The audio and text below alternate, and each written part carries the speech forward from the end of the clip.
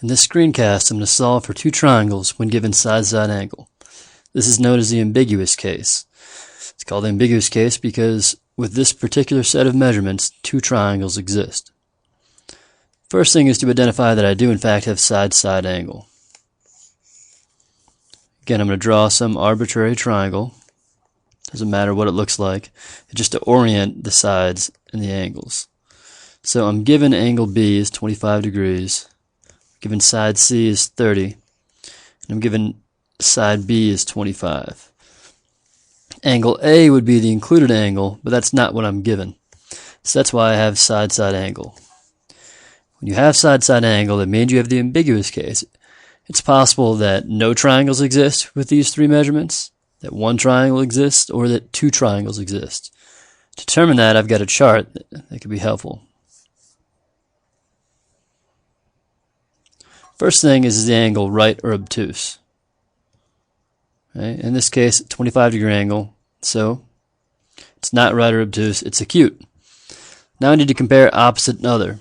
So what do I mean by opposite and other?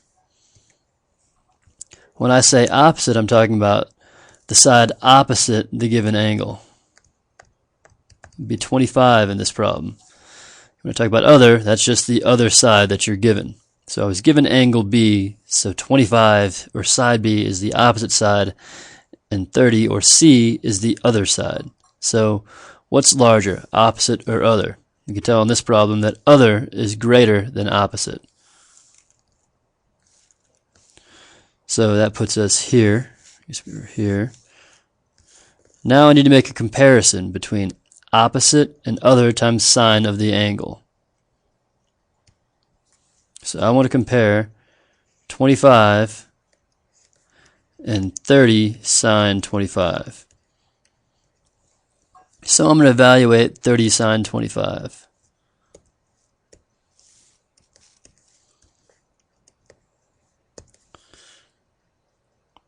It's equal to 12.67, or about 12.68. The exact decimal doesn't matter that much because I know that 25 is greater.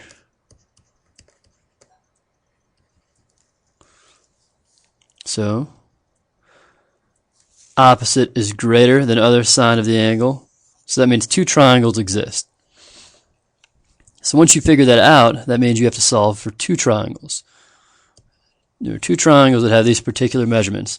The other three are going to be different. There's going to be a different angle B for each triangle, a different angle C for each triangle, and a different side A. No, I'm sorry, not a different angle B. Got that mixed up. Anyways, there'll be a different side A, and angle C. And I prepared this chart in advance to help keep me organized. I probably should have looked at that before I started talking there. I've got everything I need here filled in. So angle B is the same in both triangles.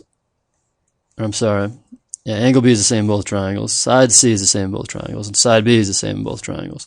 But I'm going to have a different side A, a different angle A, and a different angle C in each triangle.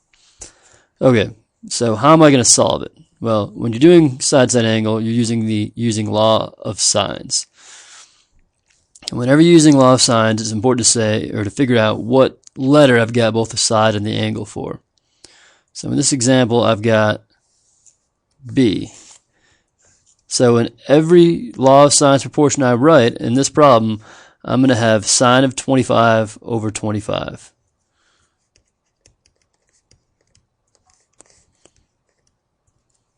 Because that's the letter for which I know both the angle and the side. So the question is, what am I going to find next? Am I going to put sine of C over C or sine of A over A? Well, I know something for side C, so I have to do side C next. There's no choice in the matter. I can't find angle A or side A next. The thing I have to find next is going to be angle C. So it's sine of C over 30. And it's important which one I find first, because the angle that I find first is going to be the link between the two triangles, which I'll talk about in a minute.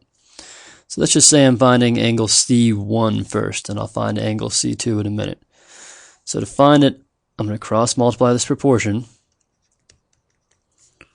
It's 25 sine C1 is equal to 30 sine 25.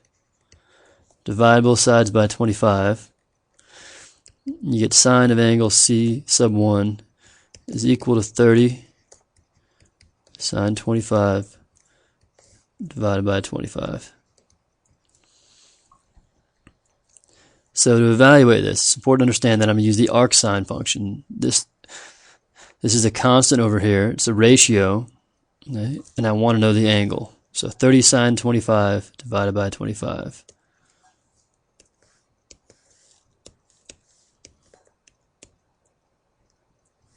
I forgot the 0.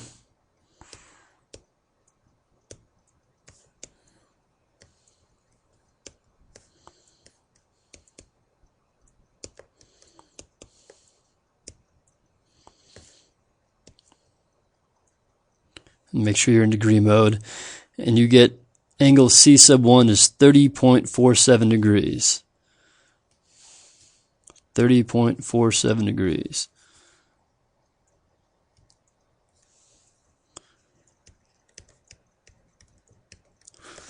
Alright, so that's angle C1. Now, again, I said it's important that I understand that's what I found first, because the angle you find first is the link between the two triangles.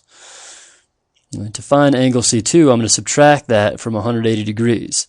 Okay? The angle you find first, okay, whatever letter that is, so the angle opposite the other side that you were given, okay, the two measures are supplementary in your two triangles. So take 180, subtract 30.47. You get 149.53. About 149.53 degrees. Now, how you proceed from here is up to you. You've got two completely separate triangles, and they're completely independent from this point on. I'm going to solve each one separately. Some people are going to work best finding angle A and side A in triangle 1, and then moving to triangle 2. And that's how I'm going to do it in this problem. Now, sometimes in large complex problems, simple tasks become confusing. But if we stop and think about it, how am I going to find angle A sub 1? Well, I know angle B and I know angle C. If you know two angles in a triangle, you can find the third. So if I take my 30.47,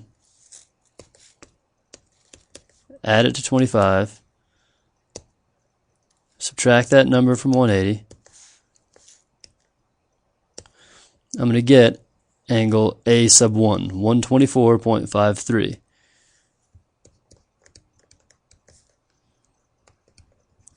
Okay. And now how can I find side A sub 1? Well, I'm going to use that 124.53.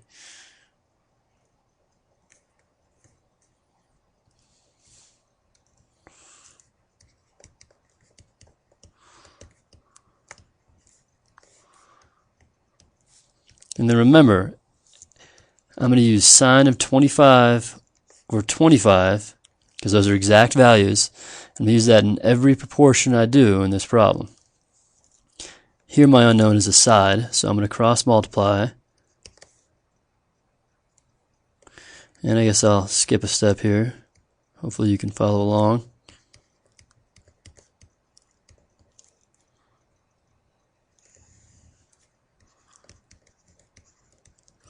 And I need to evaluate all that.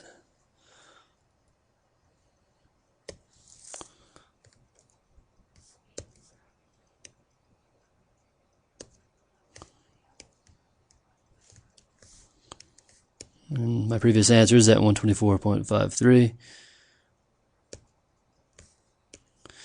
Divide that by sine of 25. And you get side A sub 1 to be 48.73.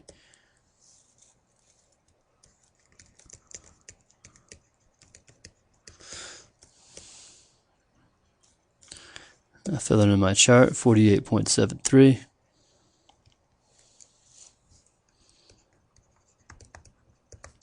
And triangle 1 is complete. So now I can move over to triangle 2. Now again, remember, let's make the simple task simple. Okay? In triangle 2, I know two of the angles, so I should be able to find the third.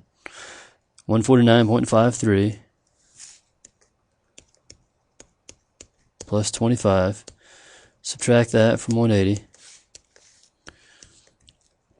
and you get 5.47 degrees.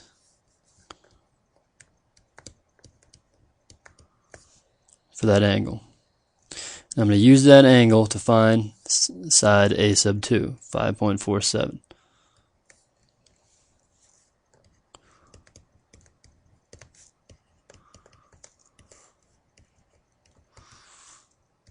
And again, sine 25 over 25. A sub 2 is equal to 25 sine 5.47 divided by sine of 25. Enter that in the calculator and I'll be finished.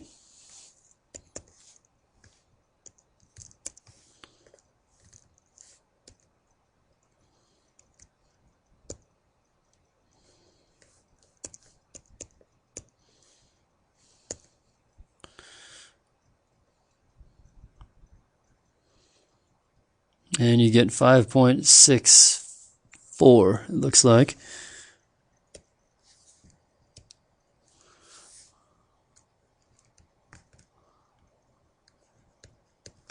Try to get that right. 5.64. So triangle 2 is complete. I solved for two triangles using law of sines.